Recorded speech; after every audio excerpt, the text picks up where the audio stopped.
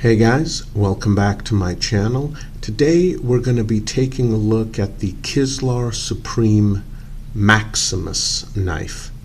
Now, a while back I decided I really want the main knife in my bug out bag to be, well, not just full tang, not just a fixed blade, but I also wanted the blade on the knife to be right around 6 inches.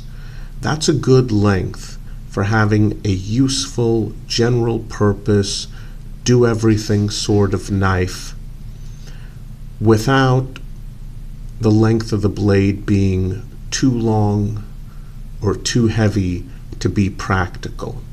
I also decided that even though there are a lot of great carbon steel options with coated blades, I wanted something that I could use for not just the usual tasks, but also something I could use for food prep. Now that means stainless steel with an uncoated blade finish. It's really not a good idea to use a carbon steel knife with a blade coating for food prep. A tiny part of that coating could flake off, get in your food, and you do not want to be ingesting any of that. So I went out and I bought what I think are two of the best choices in a bug out knife: fixed blade, full tang construction, stainless steel, uncoated blade with a blade length right around 6 inches. And this is one of them.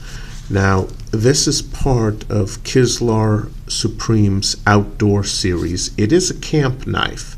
It's not really marketed as a survival knife, but the overall constructions and features from what I've seen would make this an excellent general purpose survival knife as well. Now, it has a drop point blade style. As you can see, the spine is full length all the way down except at the very end here. Yep, that's not full length, but it's made thin in order to make this knife a lot more useful overall for a variety of different cutting chores. However, you can still baton with a knife like this. Now, it does come with this lovely lanyard. If you don't like it, it detaches very easily. Now, as far as the cutting edge, it is a hollow grind. That's fine. The blade length isn't quite 6 inches. It's actually 5.5. And as usual, full specs in the description box below. So 5.5 instead of 6 inches, but for me, that's definitely close enough. As you can see, that hollow ground edge does have a very slight recurve. Normally, I'm not a fan of recurves, even though they do aid in using the knife for cutting purposes. When you need to sharpen the knife or resharpen it, those things are a pain. Thankfully, the recurve on this particular model is very slight, so it shouldn't be an issue. The handles are 3D machined G10 with a nice swirl pattern or circular pattern to them on both sides. Very comfortable, very grippy. I would say that the handle is going to be a little bit short for anyone who wears anything bigger than a large size glove. I wear a large size glove and it feels absolutely perfect in my hand. Perfect. But if you wear a bigger glove, I can see how that handle might feel a little bit too short.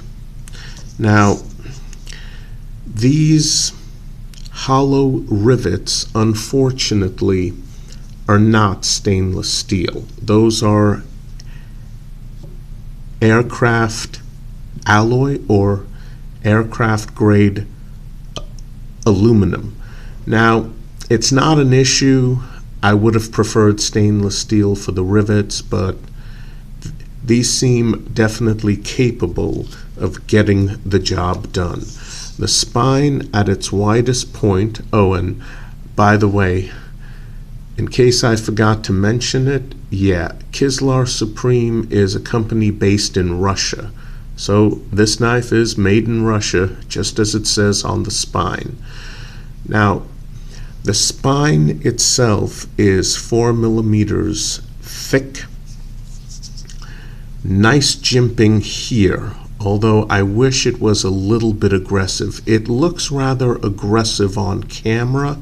In real life, not that much. Not that much. I wish they had made it a little bit more aggressive. But, okay, that's a very minor thing. Very minor.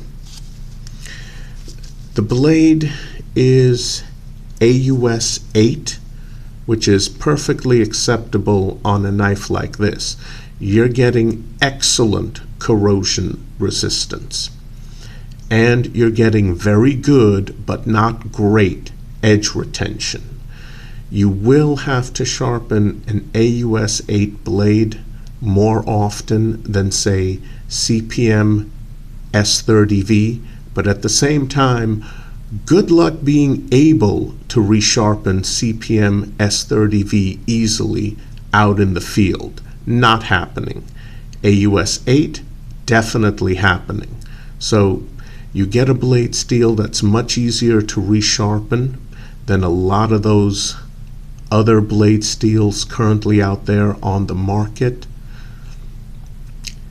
You just get slightly less edge retention, but again, much easier to resharpen. I'd rather have that as the trade-off. So, absolutely excellent. And I do have a lot of personal experience with AUS 8 steel. It is a highly, highly underrated stainless steel. It really is. Now, the spine itself, yep, that feels like a 90-degree spine, but not quite as sharp as I would like for throwing sparks from a fire steel in case you need to make a fire. I do think that spine will get the job done, but probably not very well.